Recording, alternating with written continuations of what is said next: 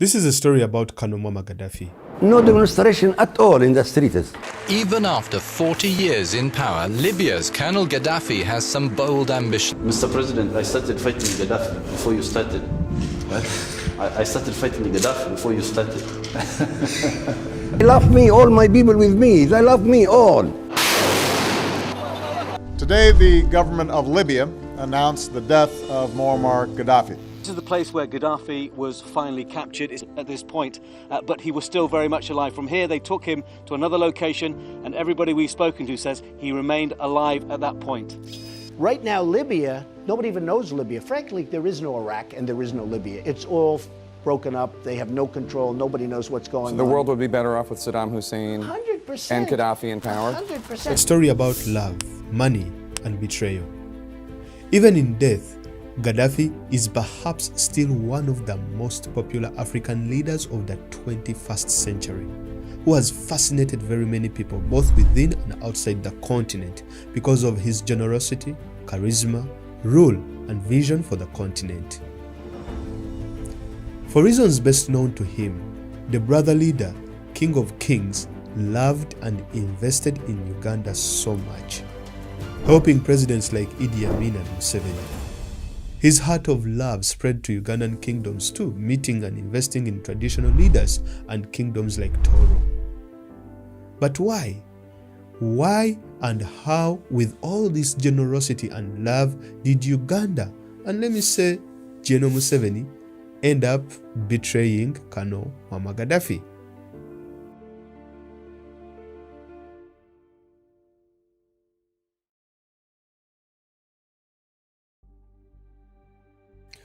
Gaddafi's relationship and fascination with Uganda started way back in the 70s, during Idi Amin's regime. Now, during this time, he provided both economic and military support to Amin's government. When Amin's rule and regime was under attack, he sent Libyan troops to help rescue his failing regime against Museveni, Obote, and other dissidents, which ended in a disaster. Now, Idi Amin later flew from Uganda to Libya and later settled in Saudi Arabia in 1979. After Amin's overthrow, in 1980, Uganda organized and held elections, which Museveni claimed that they were rigged, dragging Uganda into a civil war between Museveni and Obote. In this war, Museveni and his rebel outfit got stranded due to lack of supplies and military ammunition. When Museveni approached the CIA and the UK for arms, he was turned down due to his closeness with Gaddafi, according to the CIA declassified records. Now, in 1982, Libya airdropped heavy field guns and rocket launchers into Museveni's camps in central Uganda, greatly boosting his rebel outfit and making their victory possible in January 1986. In the early days of Museveni's government, Libya trained Museveni's military. In fact, Museveni's intelligence agencies, that is the External Security Organization as well as the Internal Security Organization, took their names after their Libyan counterparts. Gaddafi would make countless trips to Uganda and fall in love with the country by making investments and building infrastructures. For example, the Libyan Africa Portfolio LAP bought 51% shares of Uganda Telecom Limited and 60% shares of the textile company known as TriStar. Gaddafi also made substantial investments in Tropical African Bank, National Housing and Construction Corporation, the Windsor Lake Victoria Hotel, and so many other companies. Gaddafi even convinced Museveni not to sell unrefined oil, promising to help build a refinery and a pipeline from Uganda to Kenya. By the way, one of the little-known facts is that through Museveni, Gaddafi also funded the RPF rebels after they invaded Rwanda in 1990. He provided them with arms that were flown into Uganda and then handed to the RPF by the Museveni regime. This is the Kingdom of Toro, found in western Uganda. In 2001, Gaddafi became interested in this kingdom. At the time, its ruler, Oyonyimba Kabamba Iguru, was just 9 years old. With Gaddafi's love for this kingdom, he became the main financier of the kingdom projects, including the construction of this mega palace. To the Ugandan Muslim community, Gaddafi left a lasting legacy with a state-of-the-art magnificent mosque with the ability to hold a capacity of 3,000 worshippers. This beautiful peach and cream-colored grand mosque is the second largest in the entire East Africa. During his numerous visits, he even joked with Museveni, asking him to rule for life, and wondered why he even bothered holding elections. At one of his visits, he even promoted Museveni's son Muhoozi Kainerugaba from captain to major, and complained that Museveni was sitting on his son's ranks. It is also said that during the 2001 and 2006 elections, Gaddafi bankrolled Museveni by providing him with finances to run his campaigns during this time. This seemed like an unbreakable relationship that benefited both, but that was not to be. So why did Museveni pull the rug out of Gaddafi? Now this can be narrowed down to two factors. First is the Western interests, and the other one is Gaddafi's ambitions. Like Ghana's first president, the firebrand Kwame Nkrumah, who called for the United States of Africa, Gaddafi poured a lot of energy, rhetoric, and resources into the quest for African unity.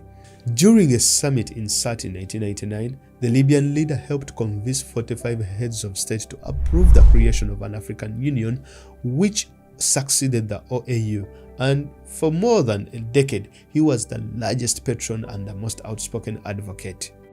That same year, Gaddafi came up with the idea of a United States of Africa, uniting the entire continent, creating a single currency and a single military.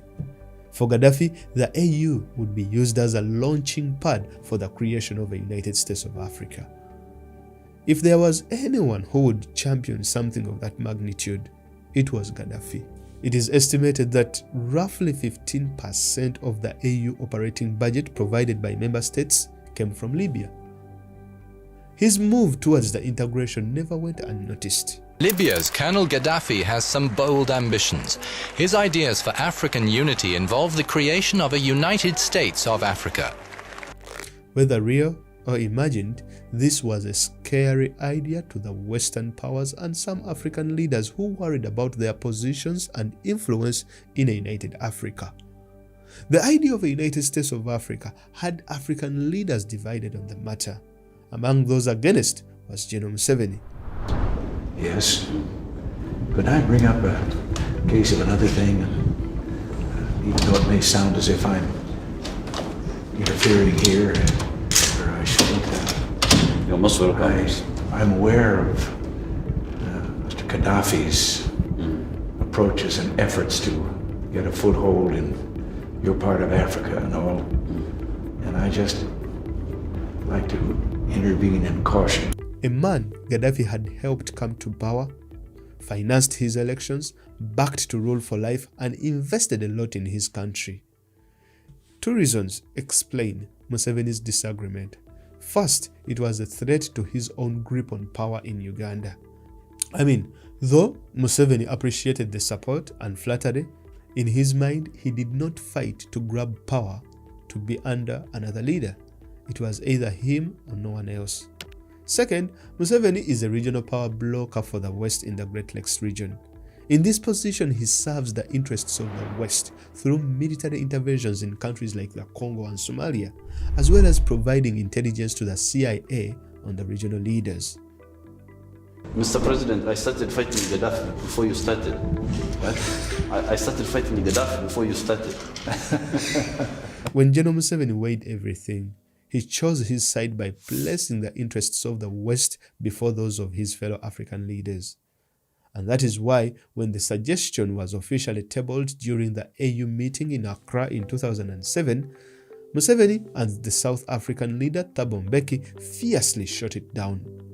He was scared that if he championed Gaddafi's idea, the Western wrath would befall him. He was too well aware of who kept him in power, and if they wanted him the next day, he would be gone.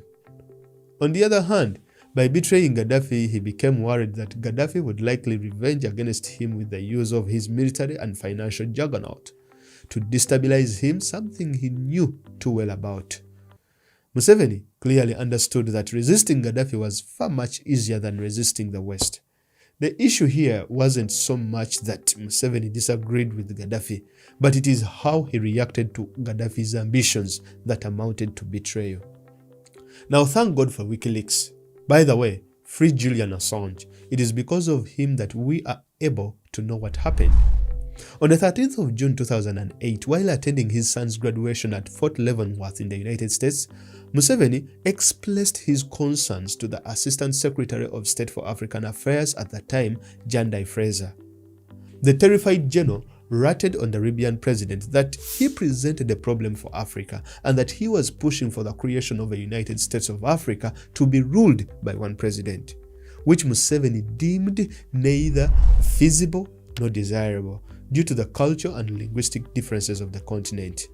Museveni also claimed that Gaddafi pressured small African countries through bribes and other means, making small West African countries afraid to participate fully or speak up during the United Nations, African Union, and other international meetings.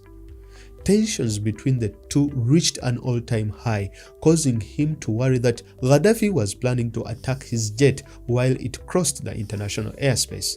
Museveni further blackmailed Gaddafi that his vision of a United States of Africa was meant to ensure the spread of Islam around the continent. And so, General Museveni requested for help from the United States of America to provide him with additional air radar information whenever he flies over the international waters. Months later, he would replace his old Gulfstream 4 jet with a new luxury Gulfstream 5 jet at a cost of 88 billion Ugandan shillings, fitted with enhanced anti-terror capabilities. At the time, it was the only one of its kind known to be owned by anybody else on the continent.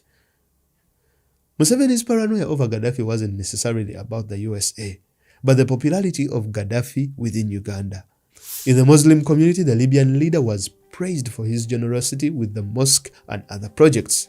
Kingdoms like Toro had benefited a lot from him, with others lined up, making him very popular. When Gaddafi met with the officials of Buganda Kingdom, the largest in the country, in 2008 without the knowledge of Museveni, and paid a surprise visit to the kingdom, holding a meeting for 37 minutes, the government viewed this move as an attempt to undermine Museveni, who was at odds with the kingdom at the time. During the Afro-Arab Youth event, Gaddafi switched tack and said that he wanted now to work with traditional leaders and not elected presidents to achieve his project of a United States of Africa.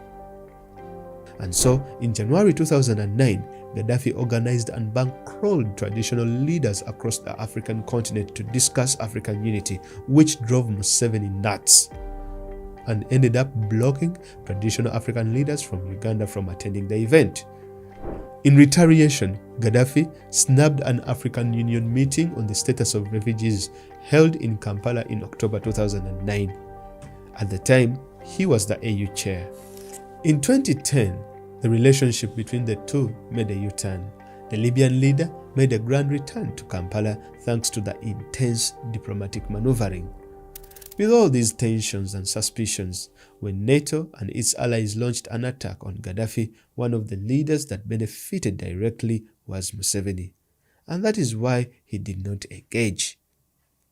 Why would he even engage, yet he had snitched on Gaddafi to the US for trying to shoot down his jet? I had forgot to mention that Gaddafi was angry with Museveni because he deliberately misled him about the offer by the former US president regarding the destruction of weapons of mass destruction. Your decision to declare and then to begin to dismantle the nuclear program and the chemical weapons program. You said at the time that Libya expected some enormous benefit, a very real benefit. And many people in Libya say they're still waiting for that benefit. What is Libya waiting for? What do you expect from the West? I don't believe America fulfilled its commitments and pledges vis-à-vis Libya regarding this point.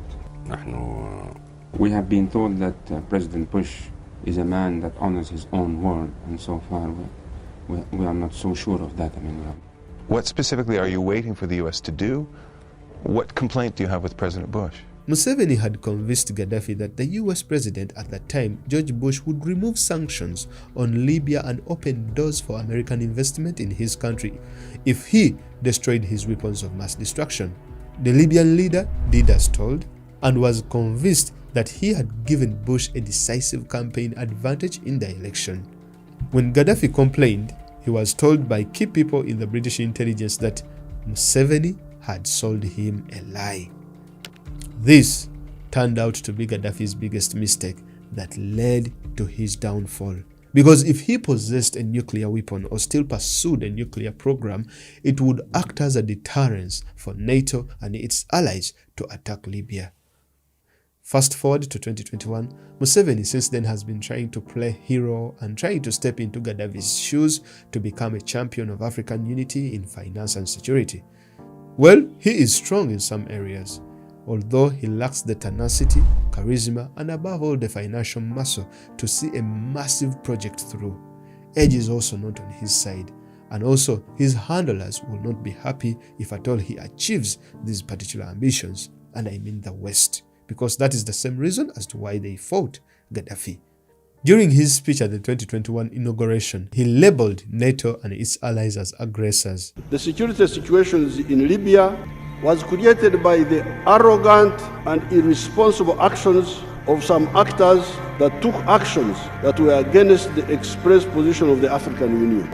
I can reveal to you that those actors had a narrow escape. I contacted His Excellency Jacob Zuma of South Africa and proposed that African armies that so decided to intervene in Libya and confront and teach a lesson to those aggressors who were let down by Muammar Gaddafi, who abandoned Tripoli without a fight. Although at that time I did not have direct link with Muammar Gaddafi, I advised his envoy, who came to see me here, turn Tripoli into a Stalingrad, so that if the aggressors so wished, could come on the ground and we fight man to man.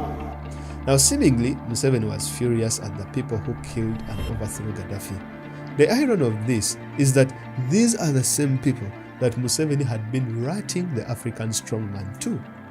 After Gaddafi's fall, all his assets in Uganda were frozen, and General Museveni could not even save the legacy of the national mosque that he had built. The name Gaddafi had to be scraped off.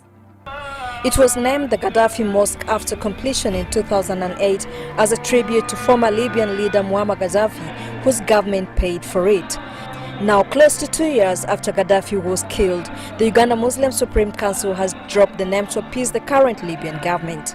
It's now a national mosque because some people, I think, detested the name, those people in power, and yet we wanted to cooperate with them. We had to go by their condition of removing Gaddafi Mosque. Clearly, Gaddafi is the only African leader that Museveni feared the most. The power he wielded definitely drafted the general on the continent, reducing him to the position of an errand boy. However, with his overthrow, a vacuum appeared that General Museveni had positioned himself to take on with support from the same people that overthrew him.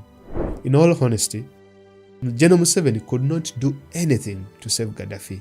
The only thing he could have done is maybe not to rat him out and blackmail him to his enemies. Even if he wanted a military intervention, there is no way that he would save his regime. When Museveni's time is up, these same people will come for him. And because of his ratting and snitching, there will be no one left to save him.